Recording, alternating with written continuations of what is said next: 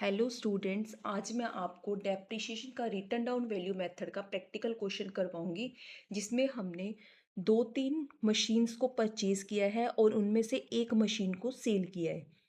तो क्वेश्चन हमें गिवन है, R limited bought a machinery for rupees 30,000 on April 1st 2019.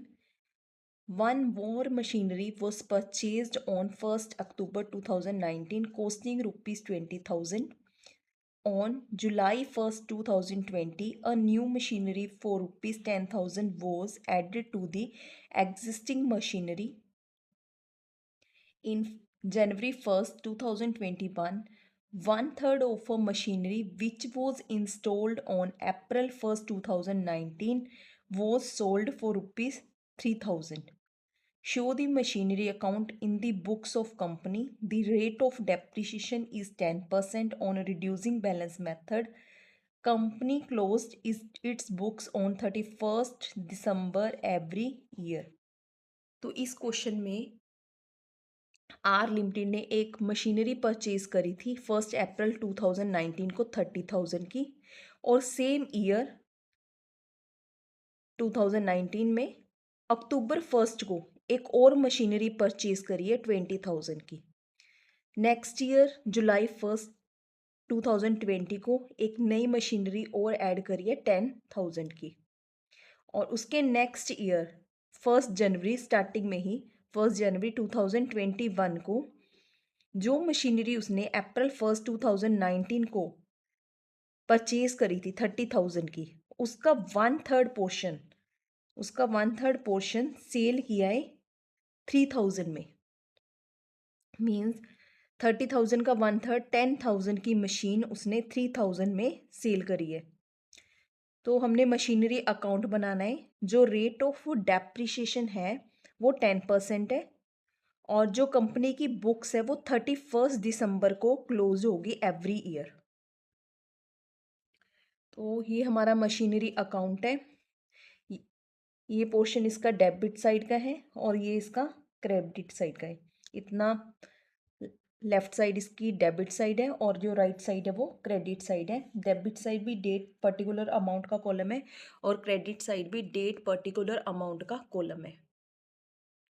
तो 1 अप्रैल 2019 को मशीनरी परचेज करिए तो मशीनरी अकाउंट डेबिट होता है और टू कैश अकाउंट। तो डेबिट साइड हम नोट करेंगे to cash account, because machinery हमारी डेबिट हो रही है। कितने की मशीन परचेज करिए? 30,000 की। सेम ईयर 1 अक्टूबर 2019 को एक और मशीन परचेज करी थी 20,000 की। तो machinery account debit to bank account 20,000। तो इन दोनों मशीन्स पे डेप्रिसिएशन लगेगा साल के एंड में। साल हमारा ख़त्म हो रहा है 31 दिसंबर को, 31 दिसंबर 2019 बाय डेप्रिसिएशन। तो फर्स्ट मशीन की कॉस्ट कितनी है? 30,000 इंटू 10% इंटू 1 अप्रैल से लेके 31 दिसंबर तक 9 मंथ होते हैं, तो 9 मंथ का डेप्रिसिएशन लगेगा फर्स्ट मशीन पे इंटू 9/12। तो ये डेप्रिसिएशन हमारा है 2250। सेकेंड मशीन हमने परचेज करी है 1 अक्टूबर 2019 को 20,000 की। तो 20,000 का 10% और 3 मंथ का डेप्रिसिएशन अक्टूबर से लेके 31 दिसंबर तक, अक्टूबर नवंबर दिसंबर, तो 3 महीने का डेप्रिसिएशन लगेगा। तो वो डेप्रिसिएशन आया हमारा 500 रुपये। दोनों डेप्रिसिएशन को ऐड किया, उसको अमाउंट वाले कॉलम में शो कर दिया। फिर हमने टोटल लगाया डेबिट साइड का। डेबिट साइड का टोटल हमारा ज़्यादा है तो हमने दोनों के बैलेंसेस इक्वल किए। फिर हमने टोटल में से डेप्रिसिएशन अमाउंट को माइनस करके बैलेंस निकाला है बाय बैलेंस कैरी डाउन 47,250 का। फिर नेक्स्ट ईयर इस बैलेंस को ब्रोड डाउन किया है 1 जनवरी 2020 to balance broad down 47,250।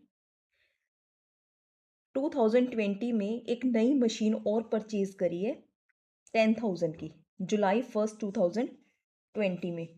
on July 1st 2020 a new machinery was purchased for rupees 10,000. तो जुलाई 1st 2020 to bank machinery account debit to bank 10,000. अब हमने इन दोनों पे डेप्रीशिएशन लगाना है 31 दिसंबर 2020 को by depreciation. First to machine पे तो हमने जो हमारा बैलेंस आया है ना उस बैलेंस के ऊपर लगा दिया बाय डेप्रीशिएशन. 47,250 का 10% किया 4725 आ गया. और सेकंड मशीनरी हमने थर्ड मशीनरी हमने 1 जुलाई 2020 को परचेज करी है 10,000 की. तो डेप्रीशिएशन लगेगा 10,000 का 10%. जुलाई से लेके 31 दिसंबर तक 6 मंथ होते हैं तो 6 मंथ का डेप्रीशिएशन लगाया है इंटू 6/12 500. दोनों मशीन्स के ऊपर डेप्रीशिएशन लग गया. फिर इन दोनों का टोटल किया डेबिट साइड का तो हमारा जो टोटल आया है वो 57,250 आया है. दोनों बैलेंसेस को इक्वल कर दिया और इस टोटल में से डेप्रीशिएशन की अमाउंट को माइनस करके हमने बैलेंस निकाल लिया बाय बैलेंस कैरी डाउन 52,025.